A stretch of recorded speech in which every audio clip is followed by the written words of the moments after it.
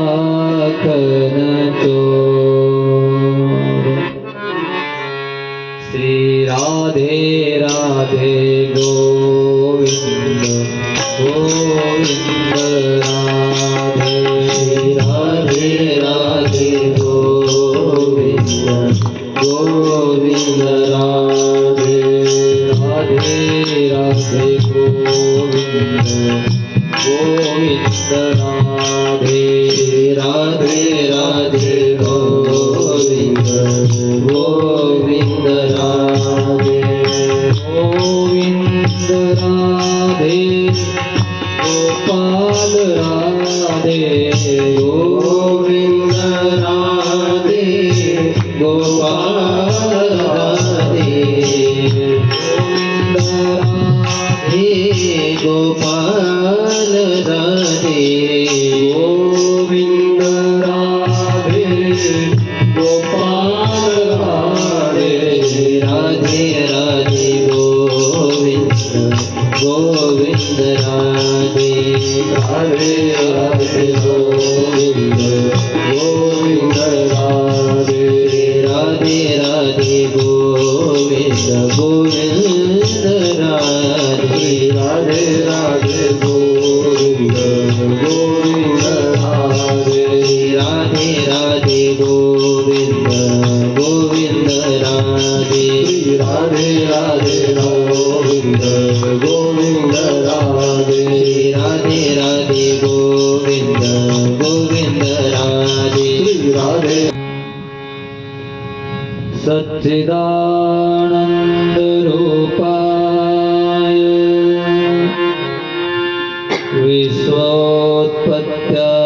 विश्वोत्पत्त्यादिहेतवे तापत्रय विनाशाय श्रीकृष्णाय वयं नुमः। यं प्रव्रजन्तमनुपेतमपेतकृत्यं द्वैपायनो विरह कातर आजुहाव। पुत्रेति तन्मयतया सर्वोऽभिनेदुस्तं सर्वभूतहृदयं मुनिमानतोऽस्मि। भवानी शङ्करो वन्दे श्रद्धा विश्वासरूपिणो। याभ्यां विना न पश्यन्ति सिद्धा स्वान्तस्तमेश्वरम्। वन्दे बोधमयं नित्यं गुरुं शङ्कररूपिणं। यमाश्रितो हि वक्रोऽपि चन्द्रः सर्वत्र वन्द्यते। कर्पूरगौरं करुणावतारं संसारसारं भुजगेन्द्रहारं सदा वसन्तं हृदयारविन्दे। भवं भवानी सहितं नमामि। गुरुर्ब्रह्मा गुरुर्विष्णुः गुरुर्देवो महेश्वरः। गुरु साक्षात् परब्रह्म तस्मै श्री गुरवे नमः। बोलिए सद्गुरु भगवान की जय। महाराज की जय। सब संतन की जय। ओम नमः पार्वती पतये हर हर महादेव।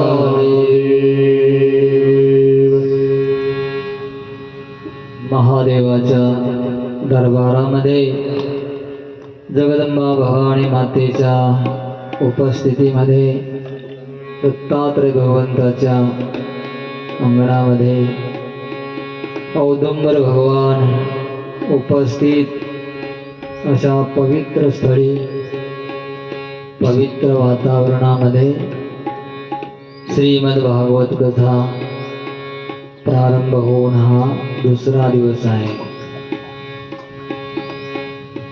सूतजी महाराजांनी शौनकजीला श्रीमद भागवत कथेचं महात्म्य सांगितलं की या श्रवणाने ज्ञान भक्ती आणि वैराग्य हे जागृत होतात।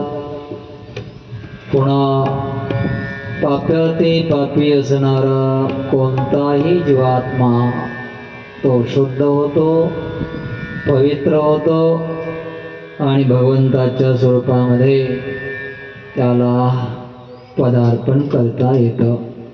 असं हे श्रीमद्भागवत महापुराण आहे।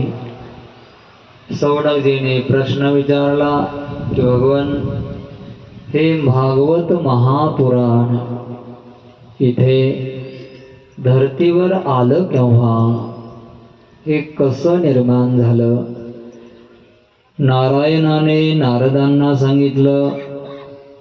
नारदाने 7 दिवस श्रवणाची विधी सनकादी महर्षीच्या मुखातून ऐकली।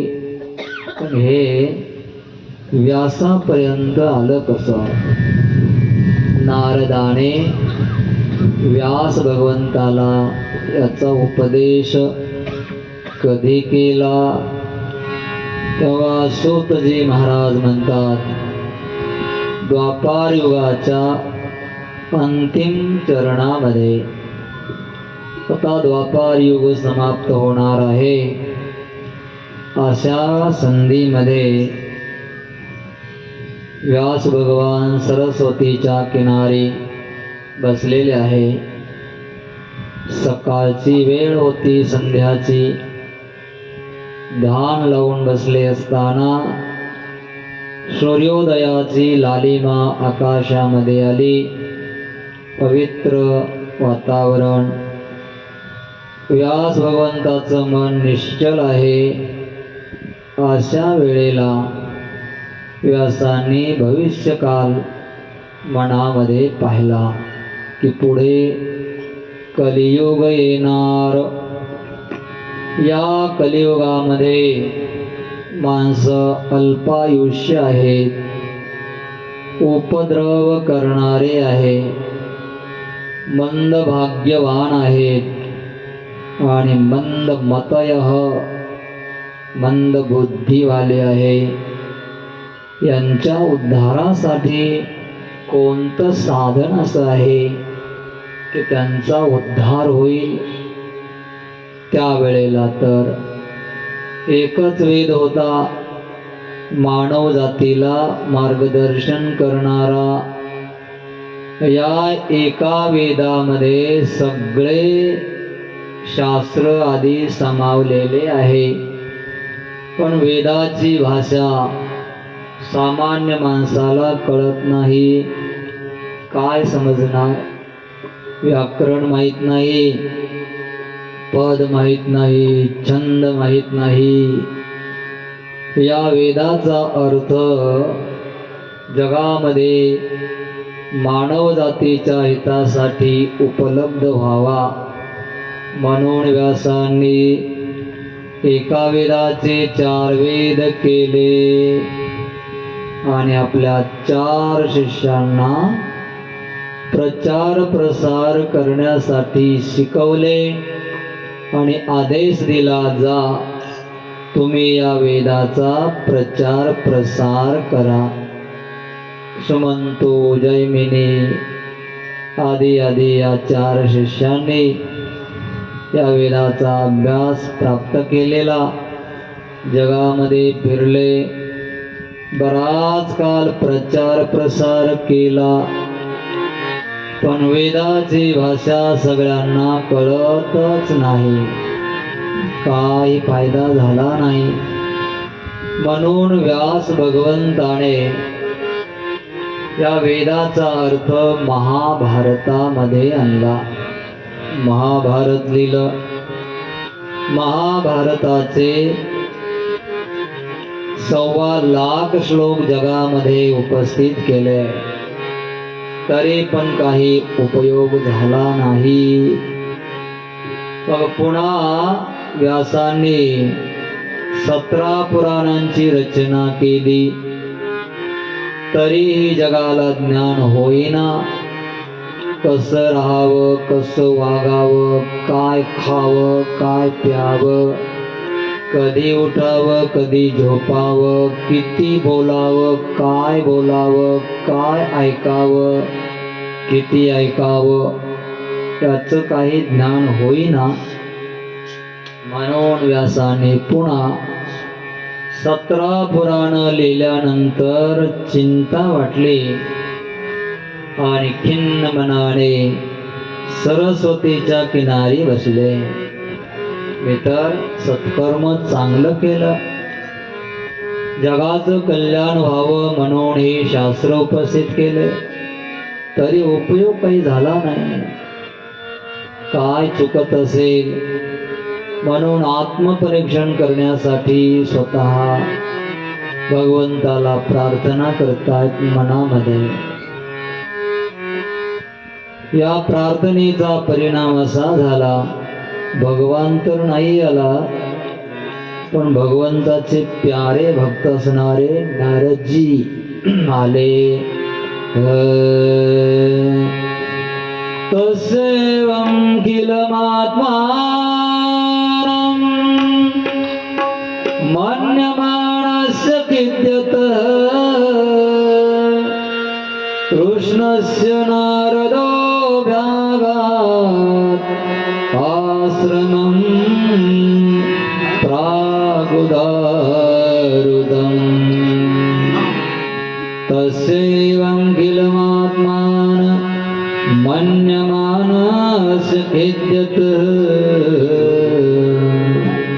कृष्णस्य नारदो भागात् आश्रमं प्रागुदारुतम्. नारदांना पाहिलं, उठून उभा राहिले, प्रणाम केला व्यासाने. नारदजी बसले आहे. नारदजी म्हणतात, भगवान व्यासजी, मनाला काहीतरी चिंता दिसते आहे, काहीतरी खिन्न अवस्था आहे तुमची.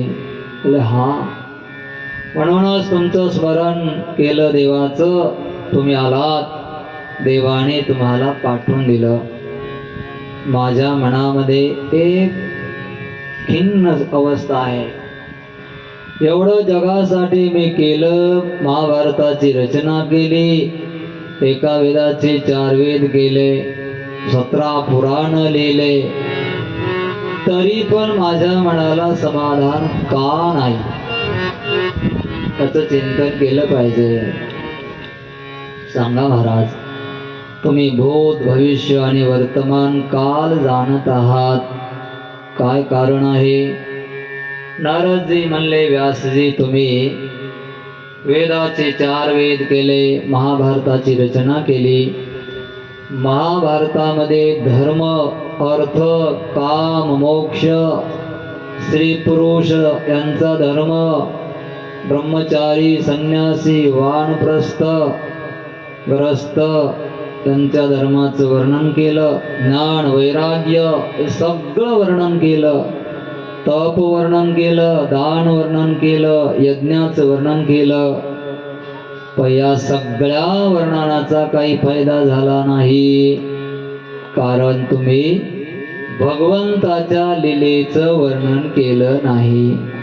आणि जोपर्यंत लीलेचं वर्णन करणार नाही तोपर्यंत काहीही समाधान प्राप्त होणार नाही. म्हणून तुम्ही एक काम करा, भगवंताच्या लीलेचं वर्णन करा, भक्तीचं वर्णन करा.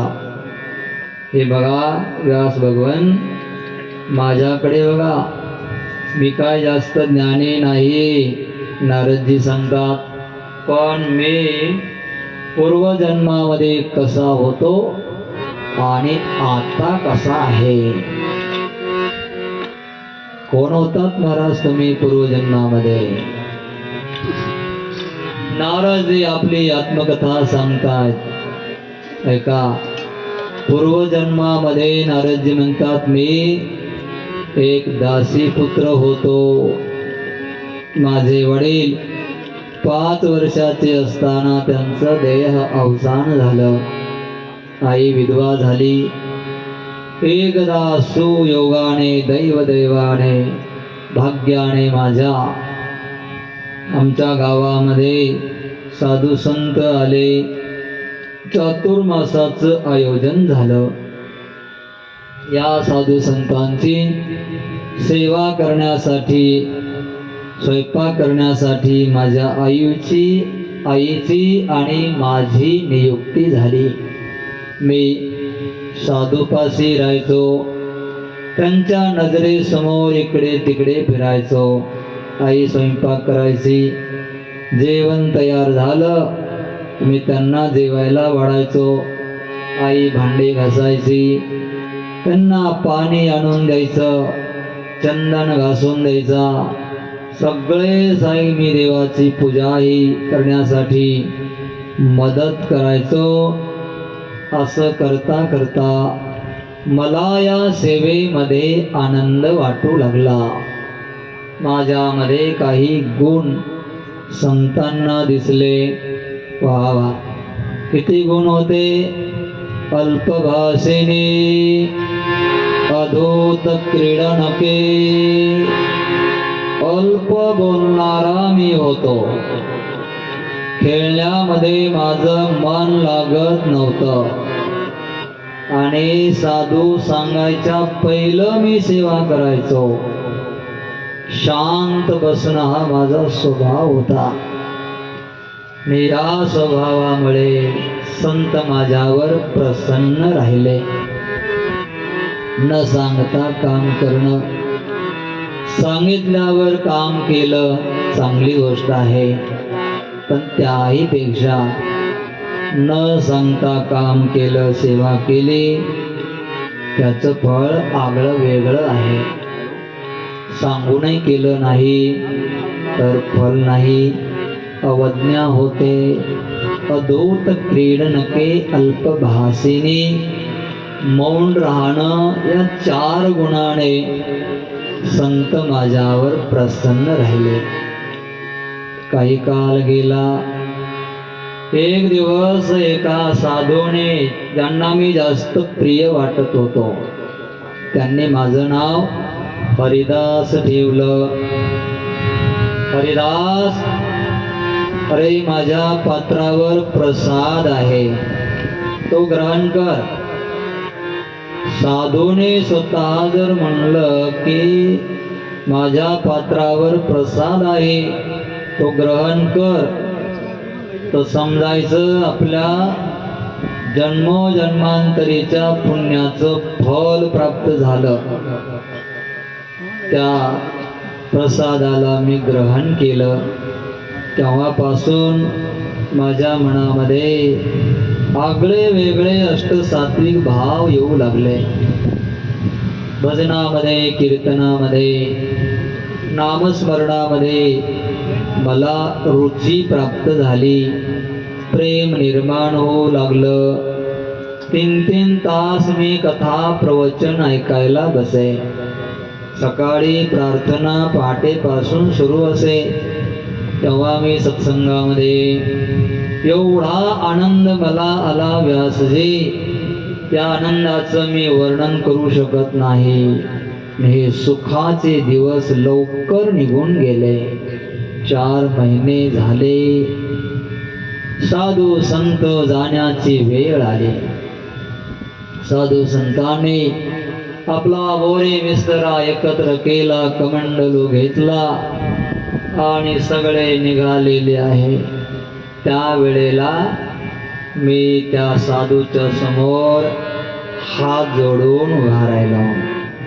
पायाकडे पाहिलं, दर्शन घेतलं. बाबा, तुम्ही चाललात, आजपर्यंत आनंद वाटला, आता मात्र दुःख होत आहे. दोन माणसं दुःख देतात, एक दुर्जनही दुःख देतो आणि दुसरे सज्जनही दुःख देतात.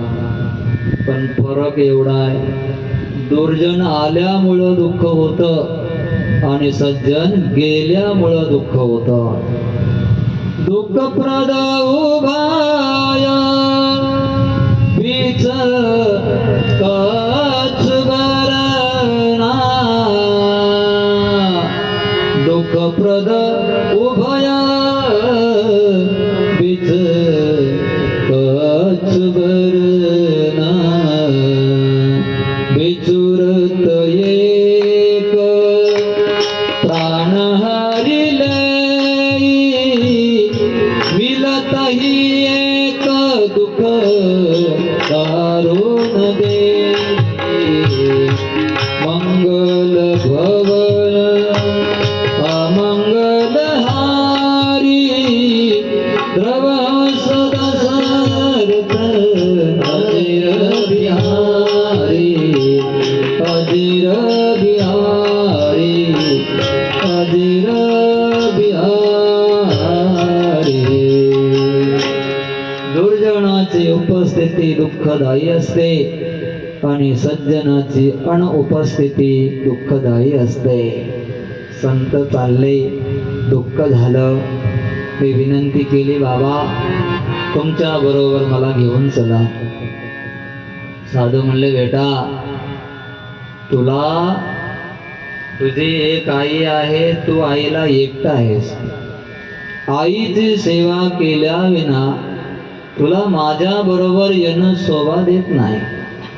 तुला जर दुसरा भाऊ असता, मोठा भाऊ असता किंवा छोटा असता तुझ्यापेक्षा, ते जर राहिले असते सेवा करायला, तर तुला मी घेऊन गेलो असतो. बाबा तुम्ही तर म्हणला होता प्रवचनामध्ये की परमार्थाच्या आड आलेले मायबाप यांचा सुद्धा त्याग करावा. हो म्हणलो होतो, ऐकलंस तू? हो. पण प्रवचन हे जनरल स्टोअर्स असतं, कोणाला ती गोळी कोणती लागते, कोणाला कोणती लागते, तू जे लागणार नाही ती गोळी घेतलीस, असं नाही चालणार. जेणे घड जेणे नारायणी घडे अंतराय, वर जावी ती माय बाप खरे. असं तू ऐकलं ना, पण तुझ्यासाठी नाही ते. प्रल्हादे बिभीषण, प्रल्हादे जनक बिभीषणे बंधू, असं ऐकलंच ना? हो. माता भरते निंदू जगी केले, हे सगळं मी सांगितलेलं आहे. पण हे तुझ्यासाठी नाही. तू आईची सेवा कर, तुला मी मंत्र देतो. त्या संताने नारदाला मंत्र दिला. नारदाने तो मंत्र घेतला आणि रोज त्या मंत्राचं अनुष्ठान नारदजी करू लागले. सांगितलं, हा मंत्र घ्यायचा, एका जागेवर बसून करायचं. गुरुचा आदेश या नारदाने मानला. सबसे बड़ी सेवा है गुरु की आदेश जो दिया उसे मानकर चलना. मानलं. गेले संत निघून. नारदजी 12 वर्ष घरी राहिले. रोज देवाला प्रार्थना करायचे आणि तो मंत्र जप करायचा. करोडो जप झाला नारदांचा मंत्राचा. आणि एक दिवस आई विरोध करायची नारदाला की भजन करत बसतो, माझ्याकडे लक्ष देत नाही, काम करत नाही, पण तरीही नारद आईची सेवाच करायची, कारण गुरुचा आदेश आहे. अनुकूल असणाऱ्या माता पित्याची सेवा कोणीही करू शकतं, पण विरोध करणाऱ्या माता पित्याची सेवा करणं त्याच्यामध्ये विशेषता आहे. नारदाला विरोध केला तरी नारदाने सेवा सोडली नाही. एक दिवस आई गाईची धार काढायला चालली होती आणि रस्त्यामध्ये आईला सर्पदंश झाला. आई मोठ्याने चित्कार केले, धरतीवर पडली, आईचा प्राण गेला. नारदजी आले. नारदाने पाहिलं, तोंडाला फेस आला, आई गेली. नारदाला एकतर्फे दुःख झालं आणि एका बाजूने त्यांना आनंदही झाला. गुरुने मला सांगितलेलं होतं, आईची सेवा कर. गुरुच्या वचनाला मी सांभाळून आजपर्यंत सेवा केली. शेवट माझा मी सेवेचा लावला, वचन पालनामध्ये मी सफल झालो. आईला एक शब्दही वाकडा मी बोलला नाही आणि आज आई गेली याचं मला दुःख आहे, पण वचन पाळलं याचं मला सुख आहे. दुसरा अर्थ, आई गेली, भजन न करता गेली यामुळं दुःख आहे. भजन केलं असताना गेली असती तर काही नसतं वाटलं, पण भजन न करता गेली म्हणून दुःख वाटलं. आणि आनंद याचा आहे, आता मी माझ्या आईच्या ऋणामधून मुक्त झालो. आज मी मुक्त होऊन मोकळा होऊन जंगलामध्ये जाणार म्हणून आनंद वाटला. आईचा अंत्यसंस्कार केला. तदनंतर 10वा 11वा 12वा 14वा संपन्न झाला. सगळे घरामधले वस्त्र आदी भांडे आदी घर सगळं ब्राह्मणाला दान देऊन टाकलं. अंगावर जेवढे कपडे आहेत त्या कपड्यानिशी नारदजी जंगलामध्ये निघाले. गेले, तीर्थयात्रा फिरले. पुन्हा 12 वर्ष फिरत फिरत तप जप करत करत एकदा एका झाडाखाली बसले आहे.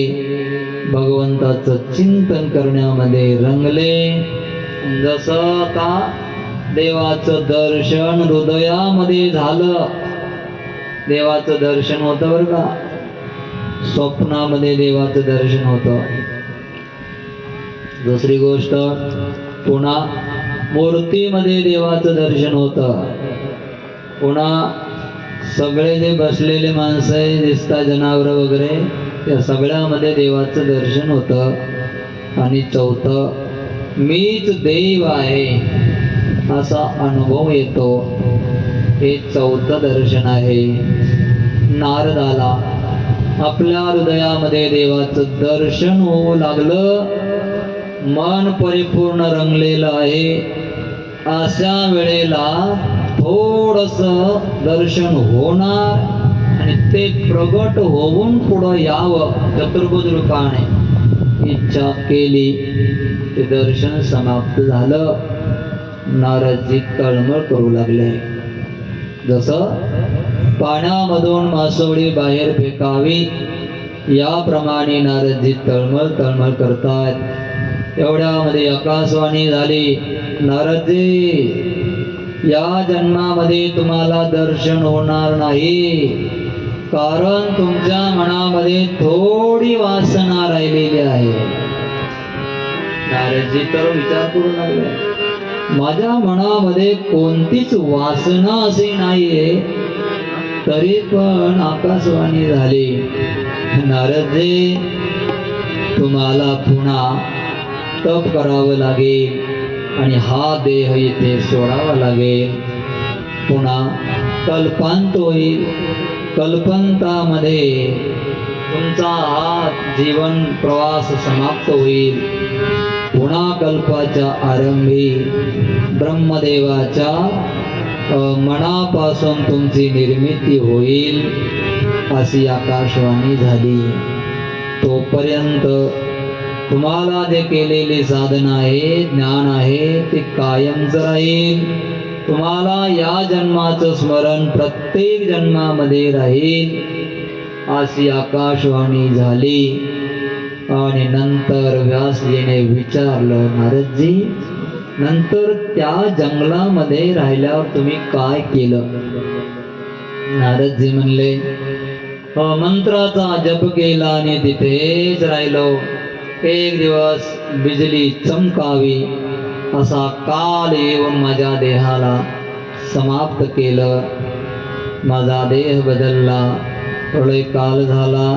पुन्हा सृष्टीच्या प्रारंभी मला ब्रह्मदेवाच्या मनापासून जन्म झाला आणि पुन्हा ब्रह्माने माझं नाव नारद ठेवलं.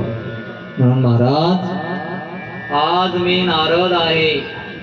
14 या भुवनामध्ये मी फिरत असतो. कोठेही जायचं मला परवानगी आहे. रावण मी पाहिला, कंस मी पाहिला, कुंभकर्ण पाहिला, इंद्रजित पाहिला, हिरण्याक्ष, हिरण्यकश्यपू सगळे पाहिले मी. सगळे ब्रह्मांड मला माहीत आहे. कान्या कोपऱ्यामध्ये जिथं जाईन तिथे मला मनोगतीप्रमाणे माझा प्रवास केवळ भगवंताच्या लीलेमुळे होतो आहे.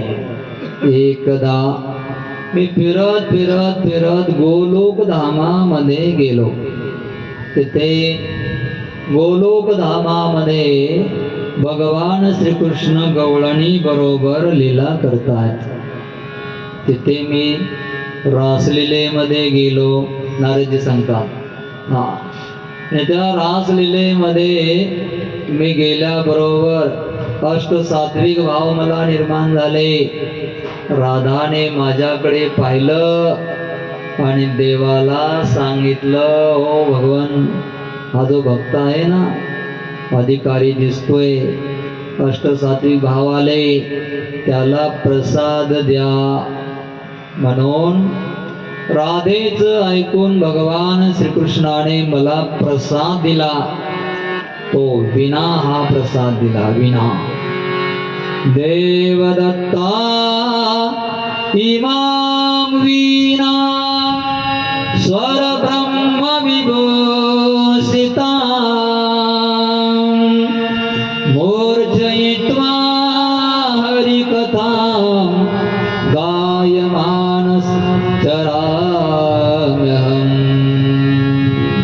देवदत्तामिमां वीणां स्वर ब्रह्म विभूषितां मूर्छयित्वा हरिकथां गायमानश्चराम्यहम्.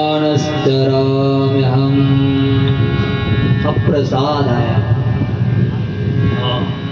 ज्याच्या गळ्यामध्ये विणा आला, विण्याचा स्वर ज्याच्या कंठामध्ये बसला आणि हरिकथा गाण्याची प्रवृत्ती झाली, त्याच्यासारखा भाग्यवान तोच. मला हा प्रसाद कृष्णाने दिला आणि तोच विना आपल्या वारकरी संप्रदायामध्ये आला. संपूर्ण जगामध्ये भारत देश धर्मवान आहे आणि सगळ्या धर्म संप्रदायामध्ये 10 प्रकारचे संप्रदाय आहेत. त्या सगळ्या संप्रदायामध्ये वारकरी संप्रदाय, वैष्णव संप्रदाय, भागवत संप्रदाय आहे. तीनही विशेषण वारकरी संप्रदायाला आहेत. या वारकरी संप्रदायाने जेवढे विणाला विजत दिले, सन्मान केला विण्याचा, तेवढा अन्य संप्रदायाने केला नाही. ज्याच्या गळ्यामध्ये विणा असतो त्याला आम्ही नारदजी समजतो, त्याच्या आम्ही पाया पडतो. है ना, हा प्रसाद आहे देवाचा. तेव्हापासून व्यास भगवान मी हरिकथा गायन करत करत करत सगळ्या ब्रह्मांडामध्ये फिरत राहतो.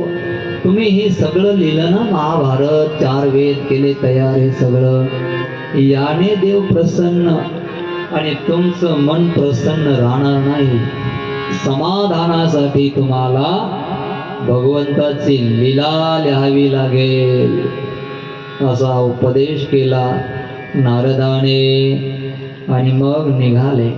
म्हणून या कथेतून हे घ्यायचं, ज्ञानाच्या जास्त माग लागायचं नाही, भगवंताची लीला श्रवण करायची, त्याची कथा ऐकायची, त्याची लीला त्याचे चरित्र ऐकायचे. जिनके श्रवण समुद्र समाना, कथा तुम्हारी सुभग सरिना, मंगल भवन मंगल हारी, प्रभु दशरथ अजर बिहारी. जिनके श्रवण समुद्र समाना, कथा तुम्हारी सुभग सरिना. राम सिया राम सिया राम जय राम, राम सिया राम जय राम. म्हणून लीला तुम्ही गायला, लीला लिहायला सुरुवात करा.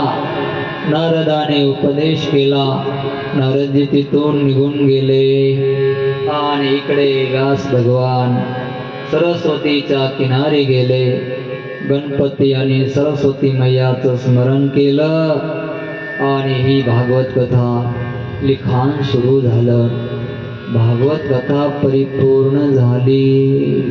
संपूर्ण ग्रंथ हा 18,000 श्लोकाचा भगवंताच्या लीलेचा हा ग्रंथ, महाग्रंथ संपन्न झाला.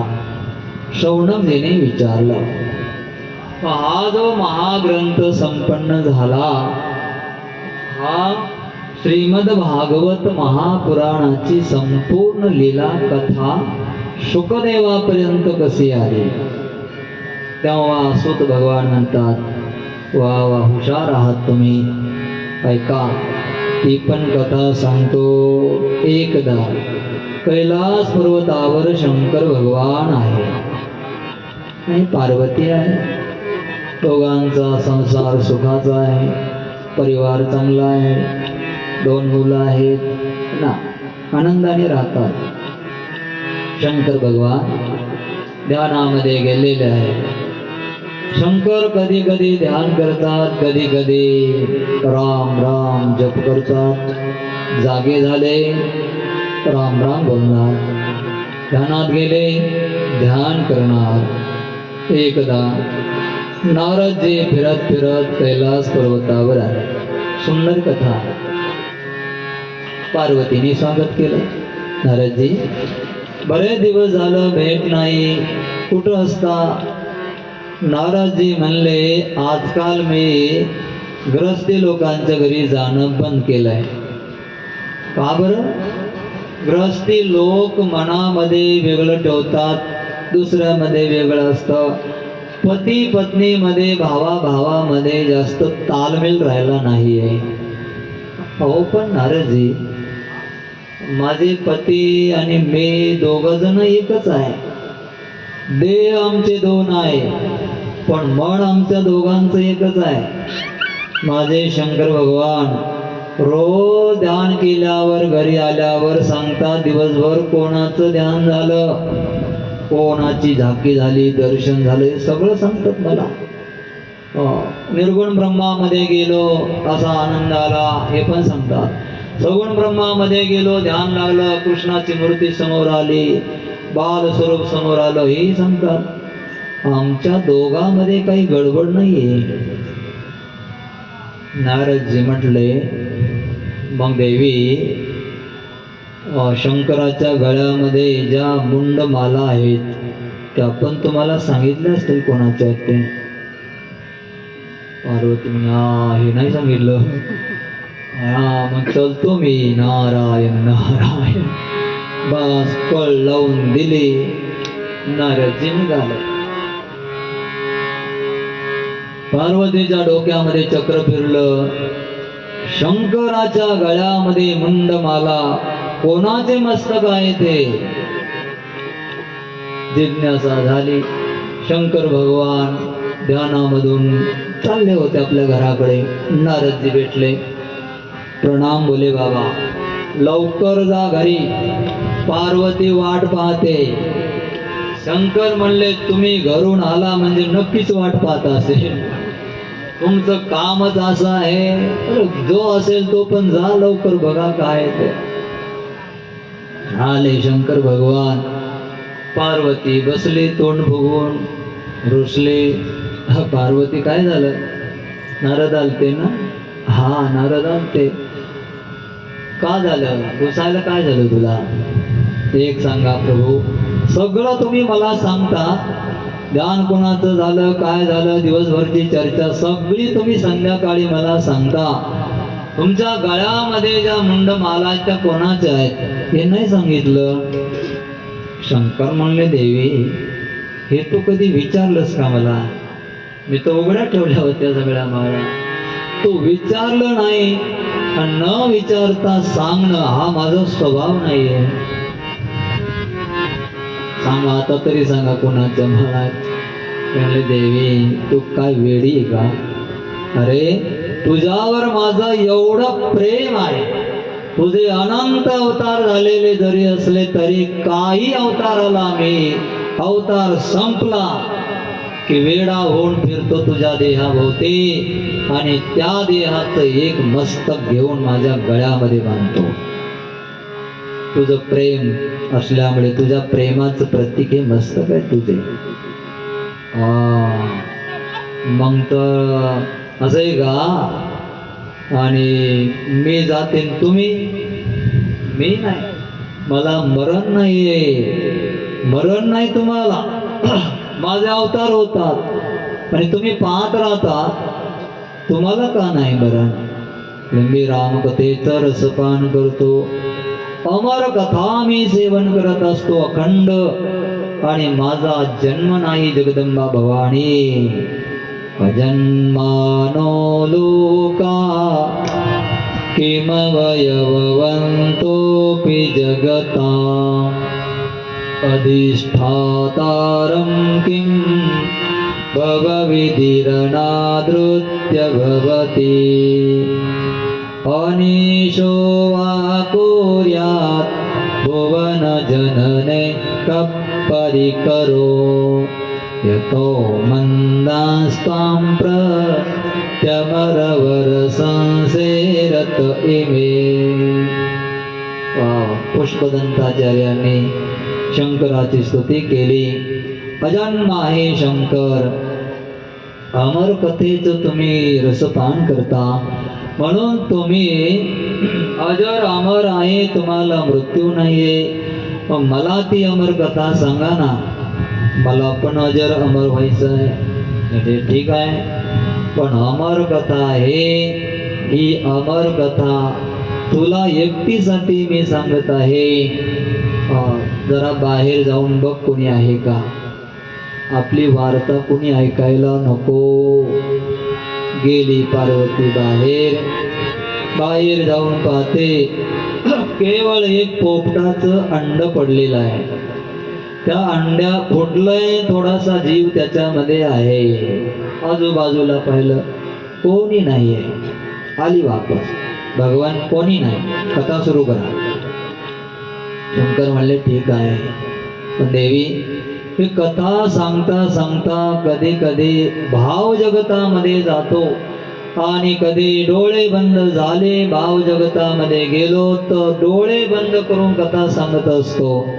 त्या वेळेला तू कथा ऐकते का नाही हे समजण्यासाठी तू मधून मधून जरा ओमकार असं बोलत जा. होकार देत जा. ओम ओम ओम ओम ओम ओम हां हां असं म्हणत जा. म्हणजे मी समजेल की तू कथा ऐकतेस. ठीक आहे, दोघांचं ठरलं. मी ओंकार बोलत राहील, ओंकार बोलत जाईल. तुम्ही कथा सांगा.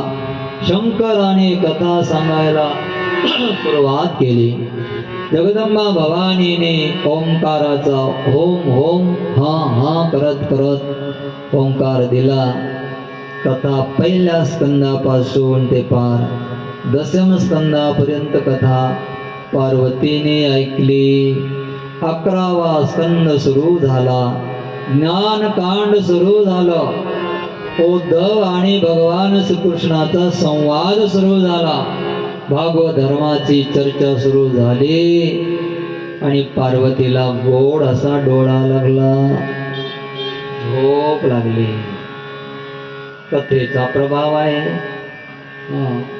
गोळी खाऊन झोप लागत नसेल तर कथेत यायचं. इथं ऑटोमॅटिक सहज झोप लागते, कारण इथं बोलायला काही चान्स नाही. दुसरी जाहिरात काही स्टेजवर येत नाही, म्हणून झोप लागणार.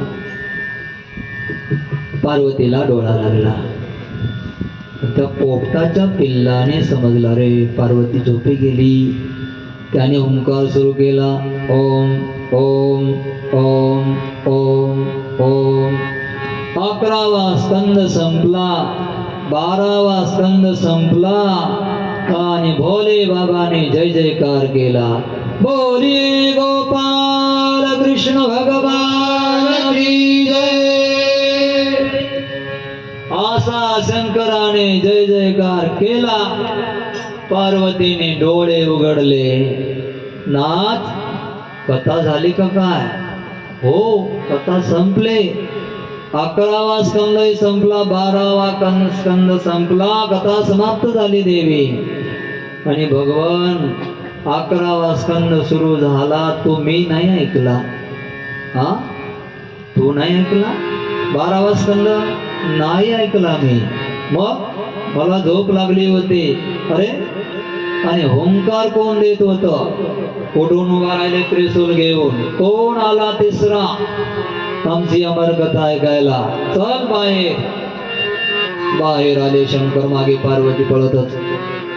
ते पोपटाचं पिल्लू, त्याला हिरवे पंख आलेले बघतय आणि ते ओंकार देत होत.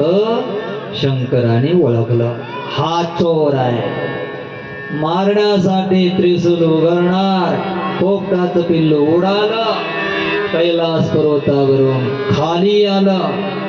खाली व्यास भगवान होते बद्रिकाश्रमामध्ये. आपल्या शिष्यांना वेद शिकवत होते. त्यांची पत्नी असणारी बसलेली भाजी निवडत होती आणि त्यामध्ये तिला जांभळी आली. आ केलं. पोपटाचं पिल्लू पोटात शिरलं. गेलं मध्ये. शंकर आले पळत पळत. ओ व्यास, चोर आला इथं, चोर. व्यासजी बाहेर आले दारावर. म्हणले, चोर? बाबा या बसा. तो नाही, चोर आला तुझ्या आश्रमामध्ये. कोण चोर आहे? व्यासजी मोठ्याने हसले आणि म्हणले, तुमच्यापाशी चोरण्यासारखी वस्तू काय आहे? अंगाला भस्म लावलंय, अंग गुंडाळलेलं, व्याघ्र चर्म आहे, जटा डोक्यामध्ये आहे. काय चोरी केली तुमची? शंकर म्हणले, माझी ज्ञानगंगा चोरी करणारा चोर आहे. अरे देवी पळतच आली. बाई, कोणी आलं होतं का? ती म्हणले, नाथ आलं होतं, पण दाखवता येत नाही. दाखवता येत नाही. कोण होतं? पोपटाचं पिल्लू होता. कुठं आहे ते? मला जांभळी आली, पोटामध्ये जाऊन बसलं. आता नाही दाखवता येत. शंकराचा राग शांत झाला. इलाज नाही. गेले वापस. हळूहळू हळू काल निघून चालला. 1 महिना, 2 महिने, 12 महिने झाले. 1 वर्ष गेलं, 2 वर्ष, 3 वर्ष, 4 वर्ष, 12 वर्ष झाले. तरी पोपटाचं पिल्लू बाहेर येत नाही. एकदा आई बोलली पतीला की पतिदेव, या गर्भाला काही सांगा, बाहेर ये म्हणा, मला त्रास होतोय. 12 वर्ष झाले आहे गर्भामध्ये बसलेला आहे. व्यासांनी हात जोडले गर्भाला आणि सांगितलं, हे गर्भ बाहेर ये. का बसलेला आहेस मध्ये? आतून आवाज दिला त्याने, पिताजी मी बाहेर येणार नाही. तुमच्या मुखामधून कथा ऐकायला मिळते. रोज मी तुमची कथा ऐकतो. निर्गुण ब्रह्मचर्चा, सगुण ब्रह्मचर्चा, आणि एवढी तर व्यवस्था चांगली आहे. ऐका, गर्भामध्ये सुद्धा कथा जर असेल कानामध्ये तर गर्भाचं दुःख जाणवत नाही.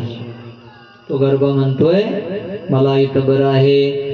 आणि पिताजी इथं केवढी व्यवस्था आहे. आंघोळीची झंझट नाही, बाहेर फिरायला जायचं काम नाही, खायची चिंता नाही. आई खाते आणि नाभी कमलाला जोडलेली नाल आहे, त्याद्वारे मला सगळं रसायन मिळतं. मी बाहेर येणार नाही पिताजी. अरे पण आईला त्रास होतो ना, बघ ना आईला किती त्रास आहे. तो म्हणला पिताजी आईला जेवढा त्रास होतो ना त्याच्यापेक्षा 1000 पटीने बाहेर आल्यावर मला त्रास होणार आहे. माया मला नाचवणार आहे, मायामध्ये मी वसवणार आहे. पिताजी मला जर बाहेर आणायचं असेल या म्हणत असाल, मी बाहेर यायला तयार आहे. पण शर्त एक आहे, कृष्णाला इथं प्रगट करा आणि त्याच्याकडून वचन द्या मला की त्यांची माया मला पकडणार नाही. व्यास म्हणले वा पुत्र हुशार दिसतोय. व्यासाने प्रार्थना केली, भगवान कृष्ण प्रगट झाले. भगवान कृष्णाने आवाज दिला, हे गर्भ, माझी माया तुला स्पर्श करणार नाही, बाहेर ये. असं बोलल्या बरोबर गर्भ बाहेर आला. कृष्णाचं दर्शन घेतलं, आईचं दर्शन लांबून घेतलं, वडिलाचं दर्शन घेतलं आणि पळाला. ब्राह्मणाचे पोर एक खेळाशी झाले, ते 12 वर्ष लपाले रे. कापत कापत बाहेर आले, ते नागवेचे पळून गेले रे. मागे व्यास, पुढे हे पोरग शुक शुक शुक शुक म्हणू लागले. शुक पोपटाला शुक म्हणतात संस्कृत मध्ये. शुक शुक शुक शुक, आणि तेव्हा त्यांचं नाव शुक पडलं. अरे थांब बाळा, थांब बाळा, का पळून चाललेला आहेस? पळून गेले, स्पर्श करून घेतला नाही. पळता पळता पळता एका सरोवराच्या किनारी महिला मंडळी आंघोळ करत होत्या. त्यांनी पाहिलं 12 वर्षाचं सुखदेव आलेले आहेत, पळत आहेत. त्यांना पाहिलं तरी कपडे नाही अंगावर घेतले, निघून गेलं ते पोरग. सुखाचा बाप व्यास भगवान मागे आले. व्यासांना पाहिल्या बरोबर तर स्त्रियांनी अंगावर कपडे घेतले. हा प्रकार व्यासांनी पाहिला. अरे 12 वर्षाचं पोरग माझं इथून पळून गेलं, यांनी कपडे अंगावर घेतले नाही आणि मी आल्याबरोबर कपडे अंगावर घेतले. जिज्ञासा झाली, ओ स्त्रियांनो, मला एक प्रश्न आहे. माझं पोरग इथून पळत गेलं, त्याला तुम्ही पाहिलं? पाहिलं. तेव्हा तुम्ही अंगावर कपडे नाही घेतले आणि मी आल्यावर अंगावर कपडे घेतले. तेव्हा स्त्रियांनी सुंदर उत्तर दिलं, बाबा तुम्हाला स्त्री आणि पुरुष कळतो, तुमच्या पोराला स्त्री आणि पुरुष कळत नाही, हे आम्हाला कळतं, म्हणून तुम्ही आल्यावर आम्ही कपडे अंगावर घेतले.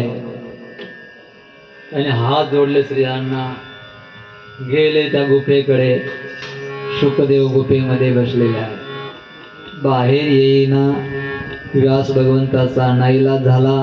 वापस आले व्यास भगवान, आश्रमामध्ये राहिले. हरेर क्षिप्त हरेर गुणाक्षिप्त मतीर बादरायणी.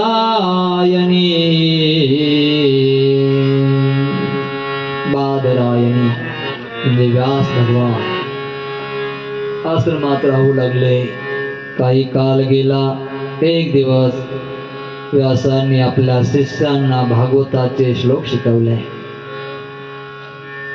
आणि ते श्लोक पाठ करायला तेव्हा काही पुस्तकं नव्हते. ऐकलेलं तेवढंच घोकत राहायचं, पाठ करायचं. सरपण आणायला गेले. आश्रमात सेवा करावी लागते. समीर आणायला गेलेल्या शिष्यांनी सहज फिरता फिरता फिरता त्या गुफेच्या तोंडापाशी जाऊन सरपण गोळा करत होते आणि सरपण गोळा करताना श्लोक भोकत होते. बरहा पीडम नटवर वपुः अहो बकीयं स्तनकालकूटं जिघांसया पाययतप्यसाध्वी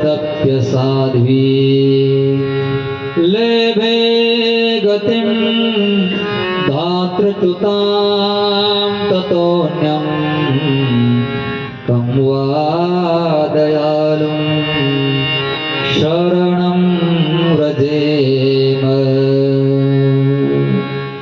ज्या स्त्रीने अशा कृष्णाला विष पाजायचा प्रयत्न केला, तिचं विषय प्राशन केलं आणि त्या पुतनेला, बकीला, कपटी त्या स्त्रीला भगवान कृष्णाने यशोदेला जी गती मिळेल ती गती दिली.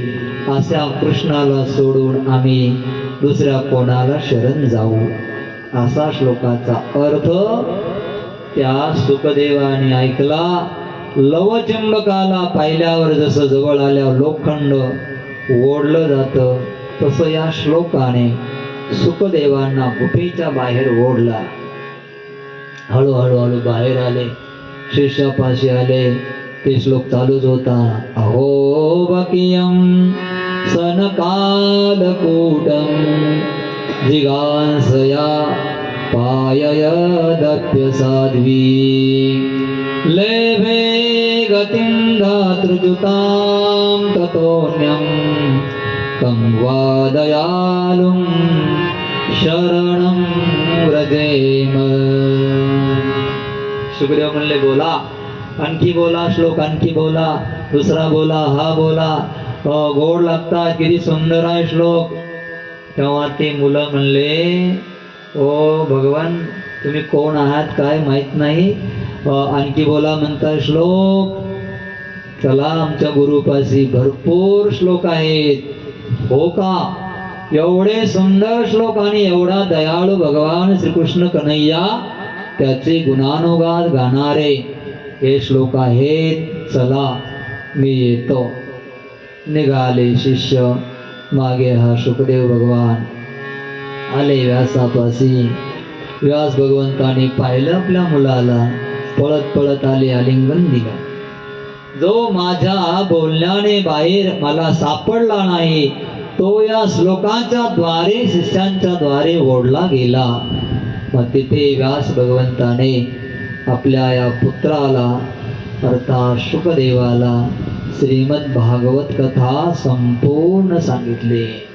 अध्यगान महाराख्यानं नित्यं वै विष्णू जनप्रियः. शौनकजी म्हणतात, ही भागवत कथा तिथे श्रवण केलेली. तदनंतर शुकदेवाने परीक्षितीला कधी भागवत कथा सांगितली हा प्रश्न विचारला. त्यावेळेला म्हणतात, ऐका, पुढची कथा आहे. हृदय हृदय कौरव सृंजयाना वीरेशतो वीरगतिं गतेषु ऋकोदरा विद्यगदा विमर्श भग्नोरुदंडे धृतराष्ट्रपुत्रे.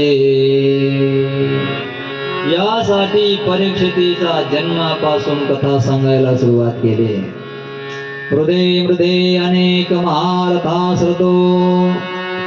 अनेक असे कौरव पांडवांचं युद्ध झालं. त्या कौरव पांडवांच्या युद्धामध्ये मोठे मोठे वीर पराक्रमी महारथी धराशायी पडले. शेवटी दुर्योधनाला भीमाची गदा लागली. व्याकुळ झालेला दुर्योधन रथाच्या या रक्ताच्या थारोळ्यामध्ये पडलेला आहे. अंतिम फैसला होणार, प्राण जाण्याची वेळ आहे. त्यावेळेला अश्वत्थामा तिथे आला. अश्वत्थामाला पाहिलं, दुर्योधनाला रडायला आलं. मित्रा, आम्ही 100 जण होतो, महा मोठं आमचं सैन्य होतं, सगळे गेले. आमच्या 100पैकी एकही जिवंत राहिला नाही. कौरव 5 होते, त्यापैकी एकही गेला नाही. याच मला दुःख वाटतंय. आम्ही वीर आहोत, वीर पुरुषाला असंच मरण येत असतं, पण ते थोडंसं माझ्या मनात दुःख आहे. एक जरी पांडव मेला असता तुम्ही समाधानाने मेला असतो. बघा, आपल्या मरणाचं दुःख नाही, पण पांडव जिवंत आहे याच दुःख आहे. अश्वत्थामाने हातात हात घेतला. मित्रा, तुला मी वचन देतो, पांडवाला मी मारणार. निघाला अश्वत्थामा. जाता जाता एका लिंबाच्या झाडाखाली बसला. थोडस अंग टाकलं, वर पाहिलं, कावळा एक आलेला आहे. या कावळ्याने एका पक्षाच्या पिल्लांना चोच मारून रक्त खाली पडत आहे. आणि पक्षी, त्याची आई माता पिता तिथं नव्हते, त्याची पिल्ल होती. त्या पिल्लाला ते मारतय कावळा. हे दृश्य त्या अश्वत्थाम्याने पाहिलं. ही आणि त्याच्याकडून मंत्र घेतल्यासारखं ही संधी अशी करायची. त्याचे मायबाप नाही इथं. अशा वेळेला आघात करायचा म्हणजे संकटामध्ये, अचेतन अवस्थामध्ये पांडव असतील ना, असेच गाठायचे. झोपी गेलेले असतील तेव्हा त्यांना मारायचे. मनामध्ये मंत्र घेतला, निघाला शिबिराकडे चाललेला आहे. भगवान श्रीकृष्ण हे इकडं. कृष्णाला कळालं अश्वत्थामा येत आहे, आणि मग जय श्रीराम. या अश्वत्थामा येत आहे म्हणून भगवान कृष्णाने कुंता, अर्जुन, भीम, पांडव, चला. संध्याकाळ झाली होती, चला रथामध्ये बसा. संध्याकाळच्या वेळेला फिरायला जायचं नसतं. सूर्यनारायण मावळत चालले. अशा वेळेला शंकर आणि पार्वती ग्रस्त आश्रमाच्या दारावर येतात. फिरायला जायचं कधी? 5 ते 6च्या पहिलंच. सूर्य मावळायच्या वेळेला दारात घरी यायचं आणि तुळशीला दिवाबत्ती लावायचं. अगरबत्ती लावून उपस्थित दरवाजा खुला. शंकर पार्वती येतात. अशा वेळेला फिरायला जायचं नाही. आणि आज भगवान कृष्ण कन्हैया अशा वेळेला फिरायला चालण्यासाठी म्हणत आहे. पांडवांनी प्रश्न केला नाही, देव म्हणेल तेच. बसले रथामध्ये आणि निघाले फिरायला. सगळे कुंता सहित, द्रौपदी सहित गेले गंगेला. इकडे अश्वत्थामा आला. अश्वत्थामाने पाहिलं. जाण्यामध्ये थोडा वेळ लागला. रात्र होत चाललेली आहे. एवढ्यामध्ये पांडव गंगेला कृष्ण कन्हैया बरोबर, द्रौपदी, कुंता तिकडं आहे. सगळेजण शिबिरामध्ये पांडवांची 5 मुलं झोपलेली आहेत. ती तिथंच राहिली. अश्वत्थाम्याने संधी पाहिली, समजलं शिबिरामध्ये आला की हे पांडव आहेत, झोपलेले आहेत. मारायचा तलवार काढली आणि 5ही त्या मुलाचे मस्तक कापले. केसांना पकडलं, जसे भाजी घेऊन जातो ना तसे मस्तक धरून चाललेला आहे. कृष्णाने समजलं. फिरून आल्या बाकी चला घरला चला. रथ वापस आणला. जसं शिबिरामध्ये प्रवेश केला, 5 मुलं मेलेले आहे. त्यांचं धडच मस्तक नाही, धड आहे. कोण असेल? अर्जुना, अर्जुना बघ कोण आहे. कृष्णा, रथ तयार कर. कृष्णाने रथ तयार केला. अर्जुन रथामध्ये बसलेला आहे. प्रतिज्ञा केली, जो कोणी असेल आमचा दुष्ट शत्रू त्याला मी पकडणार. द्रौपदी, रडू नको. तुझ्या सांगण्यावरून तुझ्या मनाला सांत्वना मिळेल. जोपर्यंत या मुलांना मारणारा मी पकडून आणत नाही जिवंत, तोपर्यंत या मुलांचा अंत्यसंस्कार होणार नाही. निघाला रथ. अश्वत्थामाच्या मागे अश्वत्थामा पुढे पळतोय. अर्जुनाचा रथ मागे आहे. तो बघतो तुझा शत्रू कृष्ण कन्हैया रथ पळवणारा. एवढ्यामध्ये अश्वत्थाम्याने समजलं अर्जुनाला आता वाचणं शक्य नाही. अर्जुनाच्या समोर कोण वाचणार? म्हणून अश्वत्थाम्याने ब्रह्मास्त्र सोडलं. ब्रह्मास्त्र त्या काळाचं. आजचं ब्रह्मास्त्र आहे अणुबॉम्ब. धमकी देते पाकिस्तान अणुबॉम्ब सोडणार. चिडलेली माणसं. अश्वत्थामा चिडलेला. त्याला पर्याय काही राहिला नाही. अणुबॉम्ब ब्रह्मास्त्र सोडलं. अर्जुनाकडे ब्रह्मास्त्र येतंय. भगवान कृष्णाकडे अर्जुनाने पाहिलं. असं ब्रह्मास्त्र सोडायचं नसतं. अर्जुनाने पाहिलं काय करू देवा ब्रह्मास्त्र येतंय. या ब्रह्मास्त्राला दुसरा तोड नाहीये. तू ब्रह्मास्त्र सोड. दोन्ही ब्रह्मास्त्र दोन्हीकडून आले. ब्रह्मांडाचा नाश होणार. भगवान कृष्ण म्हणले अर्जुना अश्वत्थाम्यामध्ये शक्ती नाहीये ब्रह्मास्त्र वश करण्याची. तू दोन्हीही ब्रह्मास्त्र वश कर. अर्जुनाने दोन्ही ब्रह्मास्त्र वश केले. जगाला वाचवलं. आणि मग युद्ध सुरू होण्याचा पहिलाच पास बाण सोडला. डायरेक्ट गळ्याला दोर बसला अश्वत्थामाच्या. आणि दोर हाताच्या अर्जुनाच्या हातामध्ये ओढला. रथामध्ये बसवला. भगवान कृष्ण तेव्हा काय म्हणतात ऐका. कृष्ण म्हणले अरे शत्रूला पकडलंय मारायचं असतं. असं पकडून नाही ठेवायचं. आतंकवादी पकडायचे जेलमध्ये नाही. पाहिल्या बरोबर समाप्त गोळी घालायची. असा पहिलाच आदेश जर असता भारत देशामध्ये तर ही अवस्था झाली नसती आतापर्यंत. त्यांचे विचार चौकशी हे ते 12-12 वर्ष सांभाळायचे का? ते पकडायला ना सोड मारून टाक. अर्जुन म्हणला देवा तू पहिलं मला शिकवलेलं आत्ता शिकवलं भगवद्गीता. काही माणसांना मारायचं नसतं. वेडा झालेला त्याला मारायचं नाही ना. वेडा पागल आहे त्याला नाही मारायचं. मूर्ख आहे त्याला नाही मारायचं. शराब पिलेले त्याला नाही मारायचं जिवंत. मग झोपलेला आहे त्याला नाही मारायचं. शस्त्र हातामध्ये नाहीये शस्त्र त्याला नाही मारायचं. जो घाबरलेला आहे त्याला नाही मारायचं. आणि जो रथामध्ये नाही त्याला नाही मारायचं. हा अश्वत्थामा घाबरलेला पळून चाललेला आहे.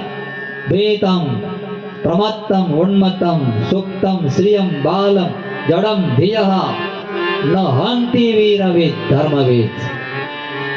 अशा माणसांना नाही मारायचं. स्त्रीला मारायचं नाही.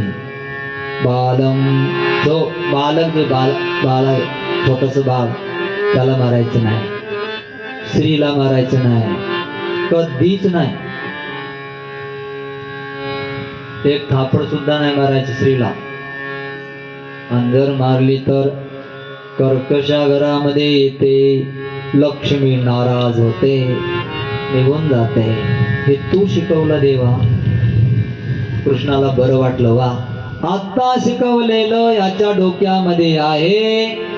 माझा शिष्य चांगला आहे. ठीक आहे अर्जुना चल. वापस फिरवला. रथ आणलं आणि शिबिरामध्ये आणून सगळे रडत बसलेले होते.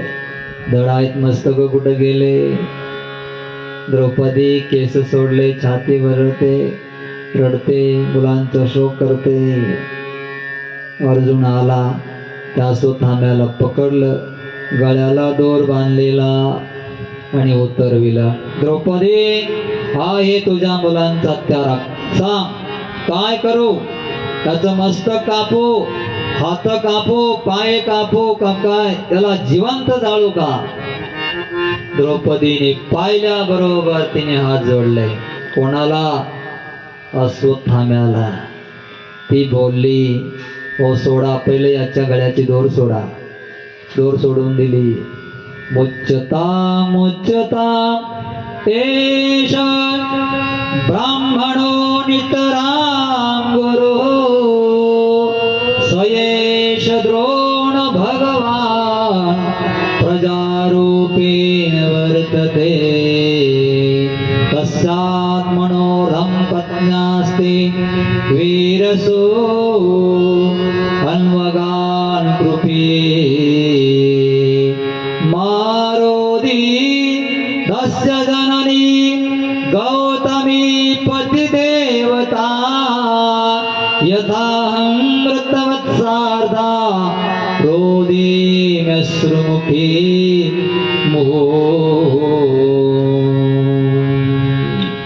हे याच्या बापाने माझ्या पतीला धनुर्विद्या शिकवले, म्हणून माझे पती धनुर्विद्यामध्ये एक नंबरला आहे ब्रह्मांडामध्ये.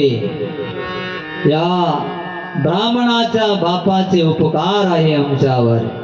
सयेस द्रोण भगवान द्रोणाचार्य अश्वत्थामाचे पिता जे आहे, जसा द्रोण आहे ना तसेच आमच्यासाठी हा अश्वत्थामा आहे.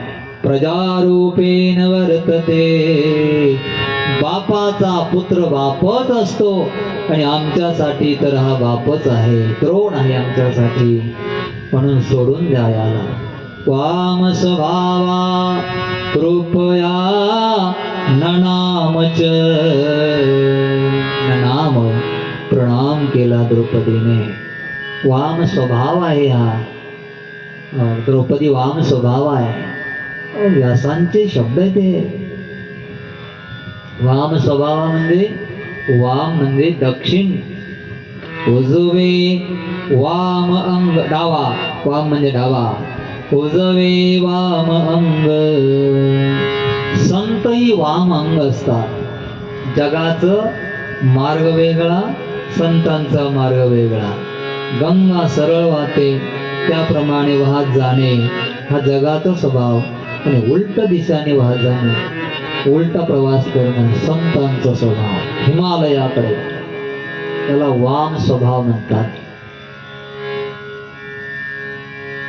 सोडून द्या. दुःख पुत्र मेल्यावर पुत्राचं दुःख काय असतं हे माझ्या 5 पुत्राच्या मरणाने मी अनुभवते. यथाहं मृतवत्सार्धा रोदिमी अश्रुमुखी मोह. माझे तर 5 मुलं गेले, पण मला माझे 5 पती आहेत, यांच्या आधारे मी माझं जीवन जगेन. पण या अश्वत्थामाला जर मारलं तर त्याची आई तर विधवा आहे, तिला कशाचा आश्रय. मारोदियस्य जननी, त्याची जननी रडत बसेल, तिला पती नाही. द्रोणाचार्य आमच्या सेनेने मारून टाकले त्याचे, हा एकटा राहिला, तिला आश्रय नाही ना, नाही मारायचं. सगळे आश्चर्याने पाहू लागले, द्रौपदी म्हणते मारायचं नाही. युधिष्ठिराला विचारलं, काय म्हणणं आहे तुमचं? कृष्णाने विचारलं, युधिष्ठिर जे काय म्हणणं आहे तुमचं, मारावं की नाही मारावं? युधिष्ठिर म्हणले, द्रौपदी म्हणते तसं माझा अधिकार नाही.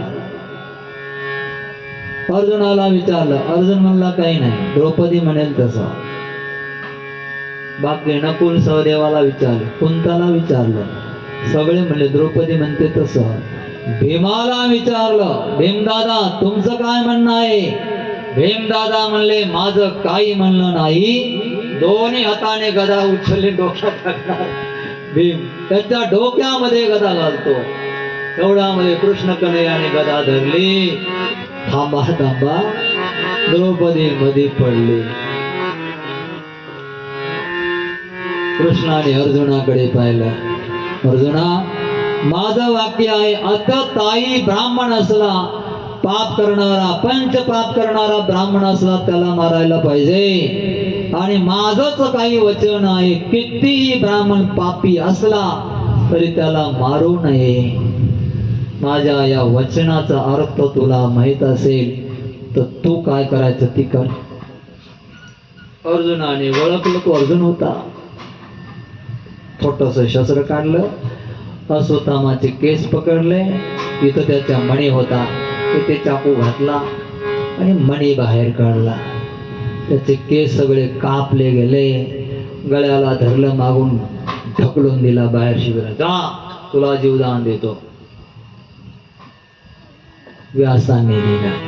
वपनं द्रविणादानं स्थानानिर्यापनं तथा एष हि ब्रह्मबन्धूनां पदो नान्योऽस्ति देहिकः. ब्राह्मणाला आपल्या घरी बोलावून त्याचा अपमान करणं हे त्याच्या वधासारखं आहे, मृत्यूसारखं आहे. ब्राह्मणाला घरी नेऊन त्याची केस कापून त्याचा धन हरण करणं, त्याचं दहन केलं ना, हरण मणी काढला, त्याचा अपमान करणं हे मृत्यूसारखं आहे. हात चाललेला होता, अश्वत्थामा गेला तिथून. त्याला वाईट वाटलं, एवढं वाईट वाटलं, मनामध्ये चिंतन करतो आहे, अर्जुनाने मला मारलं असतं तर बरं झालं असतं, पण याने मारलं नाही, जिवंत सोडलं. संभावितस्य च कीर्ती मरणात अतिरिच्यते. मरण मला चांगलं वाटलं असतं, पण जीवदान याने मला दिलं, माझा मणी काढून घेतला, माझी चप्पी केली आणि ढकलून दिलं, माझा अपमान केला, याचा मी बदला घेणार. म्हणून अश्वत्थामाने, ऐका, शत्रूला असं अर्ध मेलेला सोडायचा नाही कधी. छत्रपती शिवाजी महाराज अर्ध मेलेला शत्रू सोडत नव्हते. समाप्त, सापडला की संपला.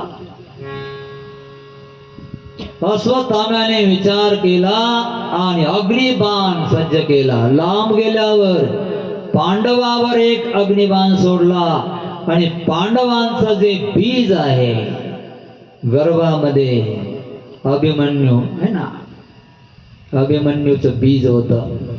अभिमन्यू पिता आहे. अभिमन्यूचं बीज कोणत्याची पत्नी? उत्तरा.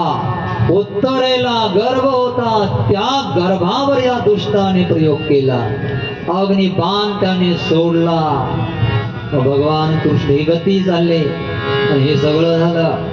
दूर दूर गेला, थोडा काल गेला.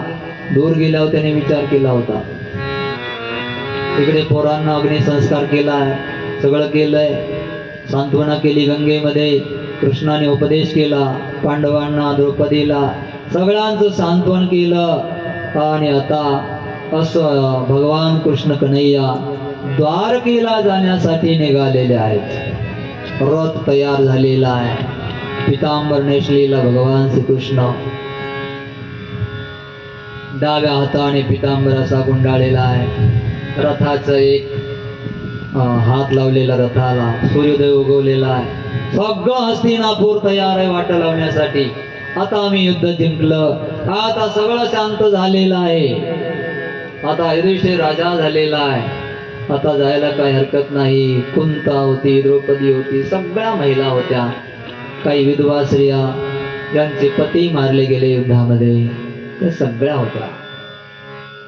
अशा वेळेला ती स्त्री पळत पळत आली. उत्तरा धावतच आली, त्राही त्राही म्हणू लागले, पायी पायी महायोगीन देव देव जगत्पते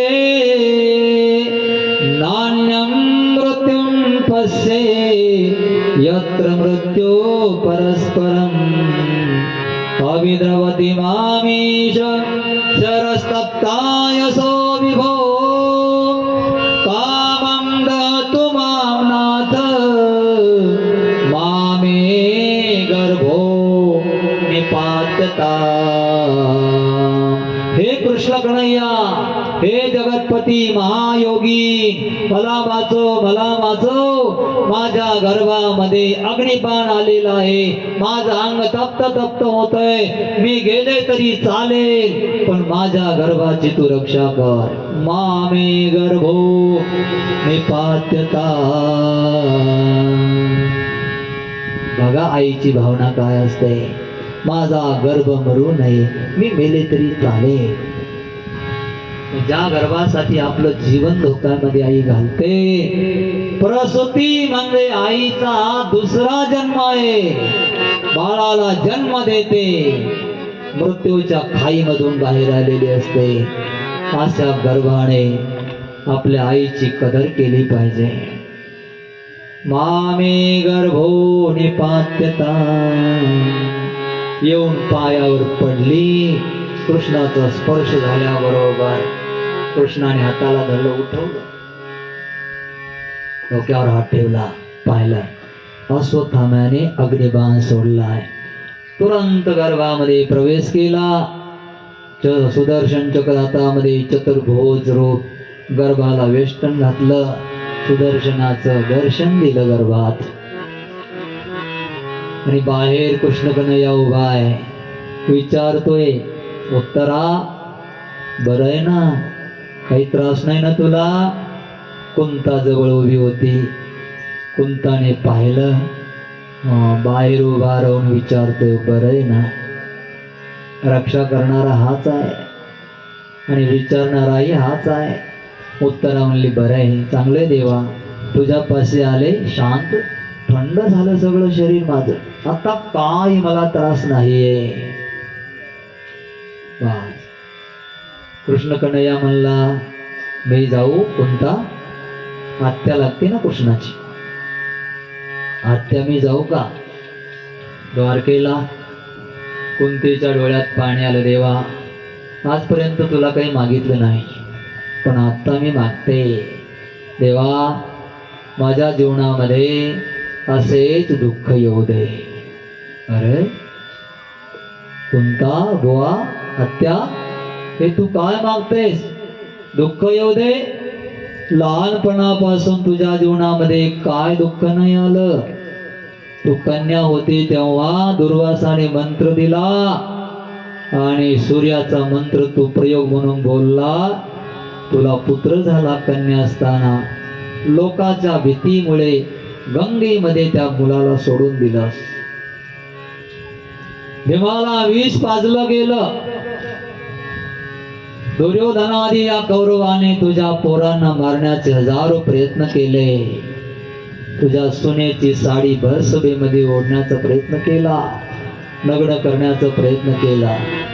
जुगारामध्ये कपट करून तुझं राज्य, तुझ्या पोराचा अधिकार समाप्त केला. वनामध्ये पाठवले तुझे पोर, नंतर आले, राज्य मागितलं दिलं नाही, शेवटी युद्ध करावं लागलं आणि सगळ्याशी युद्ध करून तुझ्या पोरांनी राज्य जिंकलं.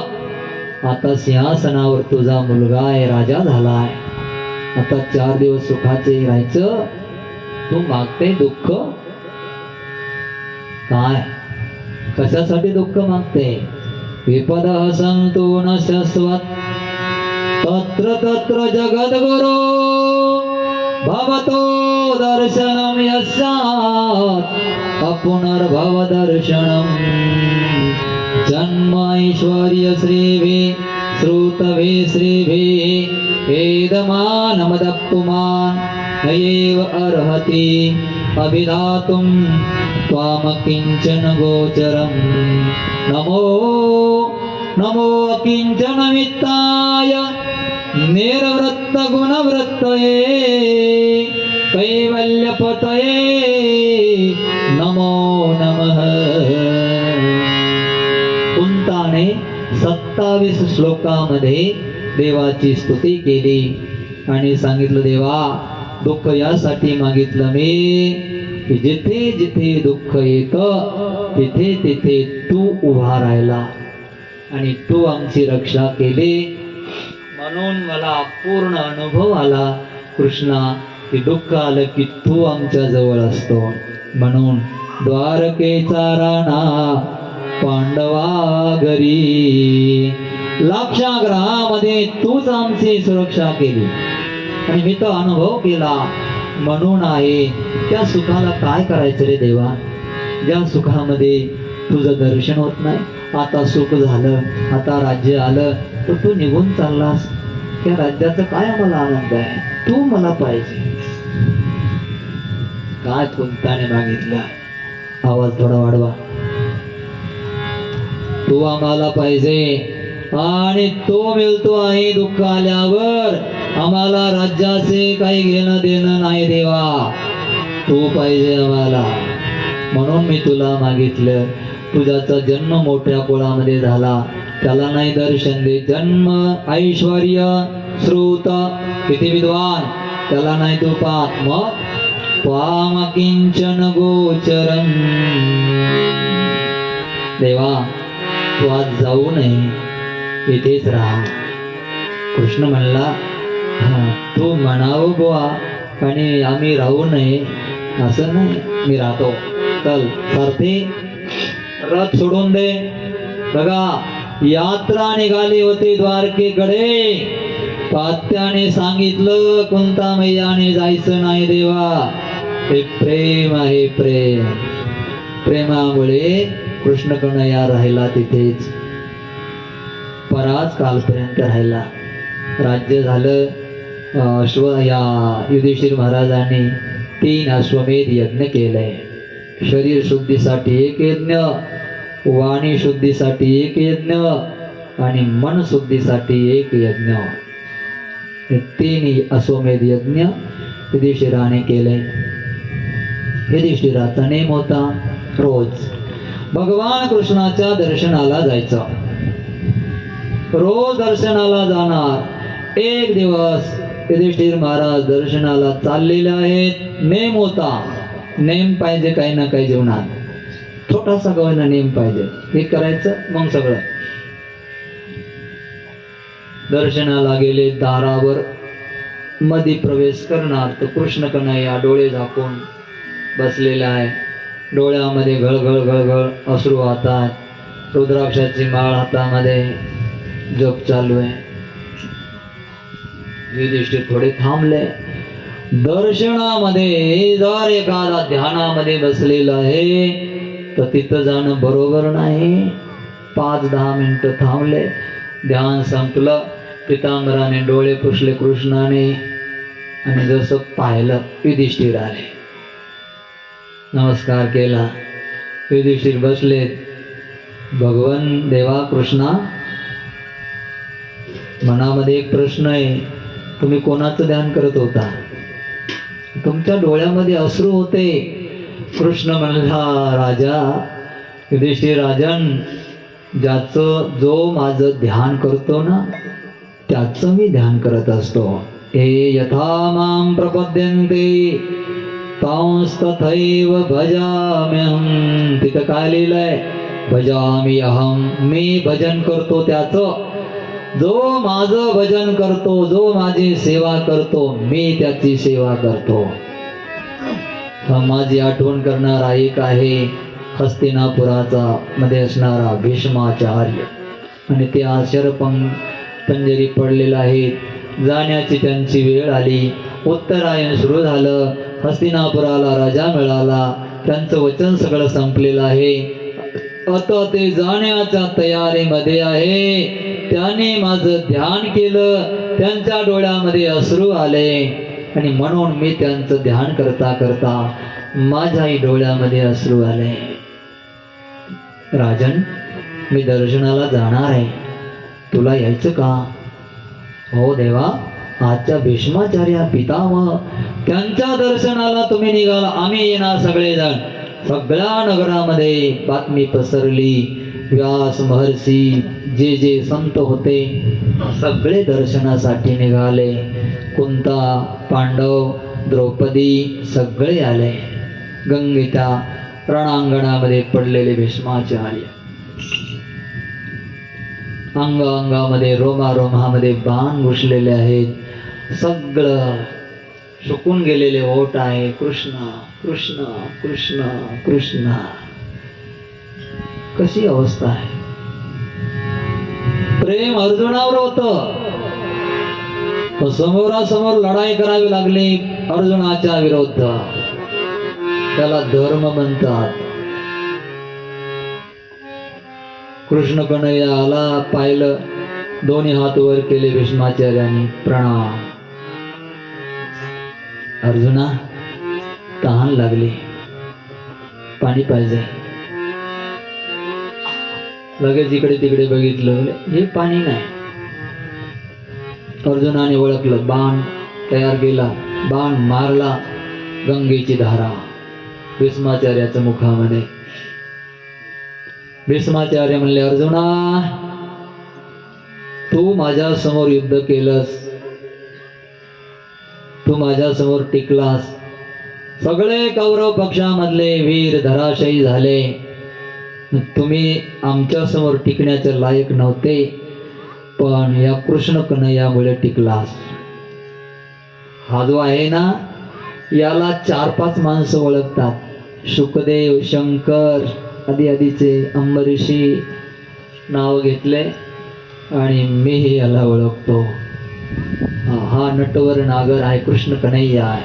सगळ्या जगाचा मालक तुझ्या रथावर असल्यामुळे तो युद्ध जिंकलास. अर्जुना, धन्य आहेस तो. युधिष्ठिराला कृष्णाने खुणवलं, राजन प्रश्न विचारा, काही विचारायचं असलं.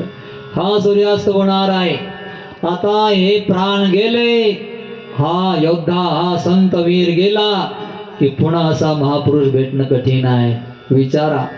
युधिष्ठिर विचारायला आले, सगळे प्रश्न विचारले, सगळे धर्म विचारले, आतापासून इथपर्यंत सगळे प्रश्नाचे उत्तर दिले. शेवटे विचारलं, सगळ्यात भारी धर्म कोणता आहे? त्यावेळेला भीष्माचार्य म्हणले, सगळ्यात श्रेष्ठ धर्म सगळ्यांसाठी आहे विष्णूचं नाम घेणं. त्याच्यामध्ये सगळं विष्णू सहस्रनाम भीष्माचार्यांनी बोललं. शरपंजरी पडले असताना जे आज आहे ना, ते विष्णू सहस्रनाम.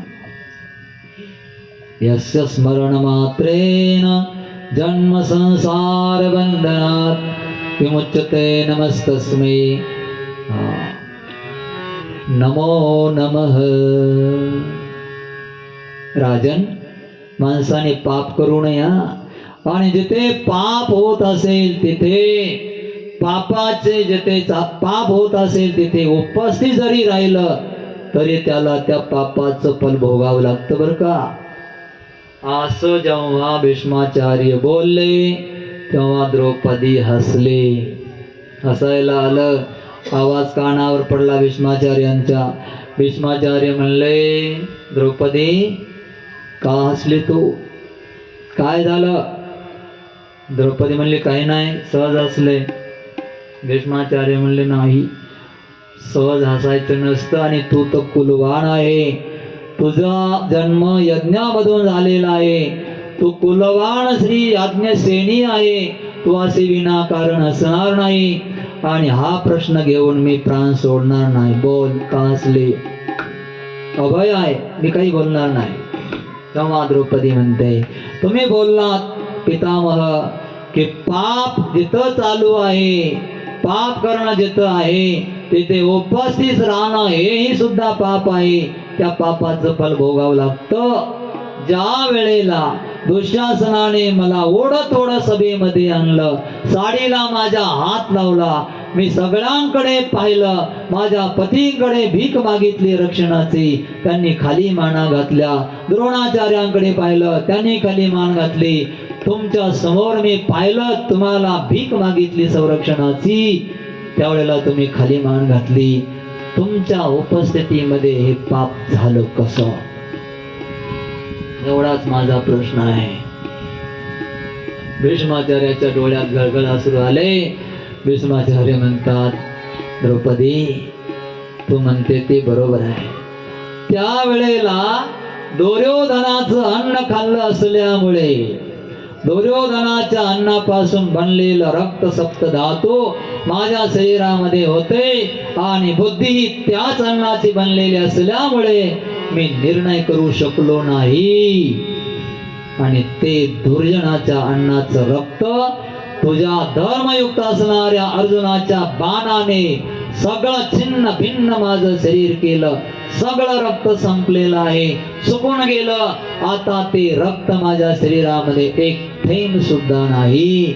म्हणून मी आज निर्णय करू शकलो की माझ्या उपस्थितीमध्ये झालेलं पाप मला साईर भोगावं लागत असेल.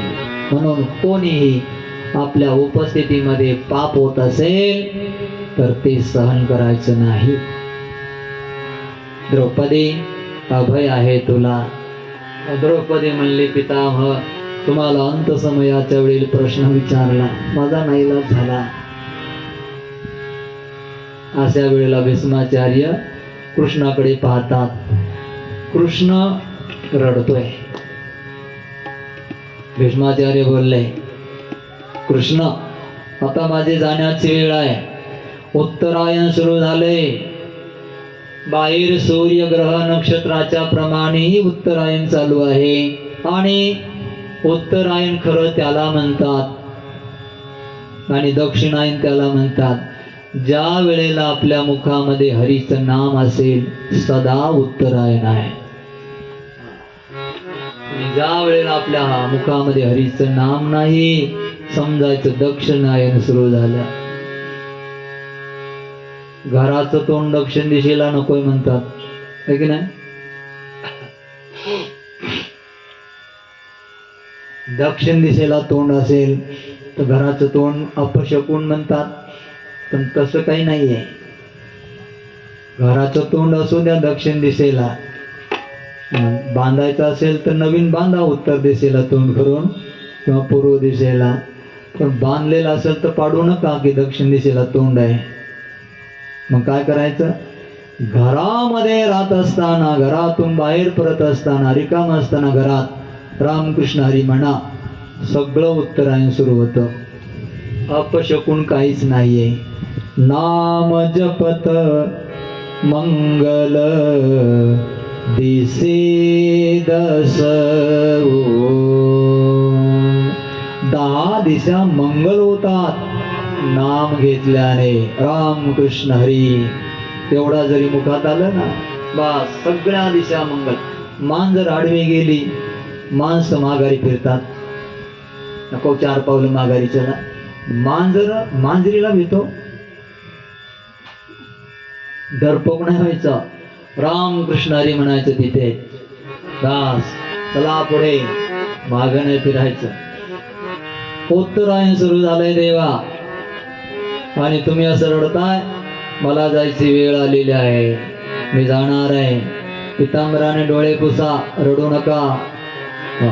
भीष्माचार्य बोलले,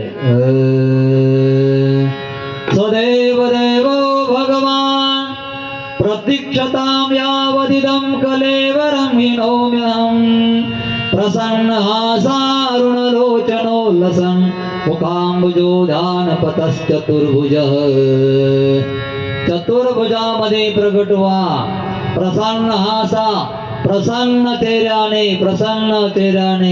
प्रसन्न मुस्कानने तुम्ही जरा माझ्या समोर उभे राहा. असं रडायचं नाही. वा वा भीष्माचार्य. ज्याच्या अंगात बाण आहे तो म्हणतो प्रसन्न राहा आणि ज्याच्या अंगात बाण नाही तो रडतो आहे. कृष्ण समजतोय त्याच्या रोमारोमामध्ये मी आहे. मला बाण लागत आहेत, याला नाही लागत. त्यांना काय नाही, ते पडलेले आहेत. प्रसन्न चेहरा केला कृष्णाने. भीष्माचार्यांच्या समोर उभे आहेत. स्वर्गामध्ये अप्सरा पैंजण बांधून तयार आहे. गंधर्व गीत गाण्यासाठी तयार. स्वर्गामध्ये महोत्सव सुरू झालेला आहे. भीष्माचार्य येणार आहेत. आणि इकडे सहस्रनीर विमुक्त संघहा मनः आदि पुरुषे चतुर्भुजे कृष्णे लसत पीत पटे चतुर्भुजे अमिलत दुग्वेदारयन. भीष्माचार्यांनी सगळे इंद्रिय आवरले.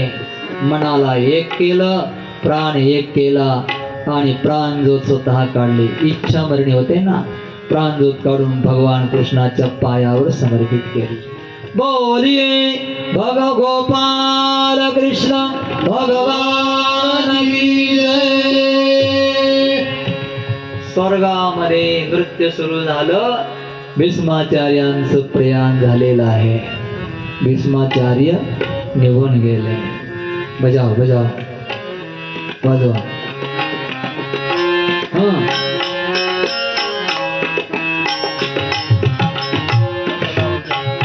तबल्याला आवाज द्या.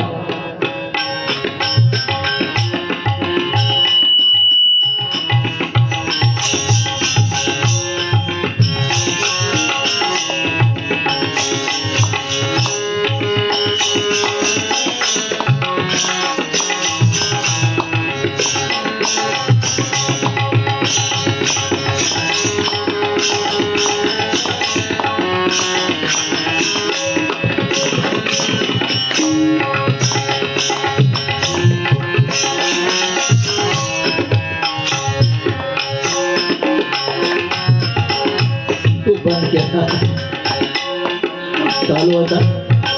हा, थोडं जवळ घे.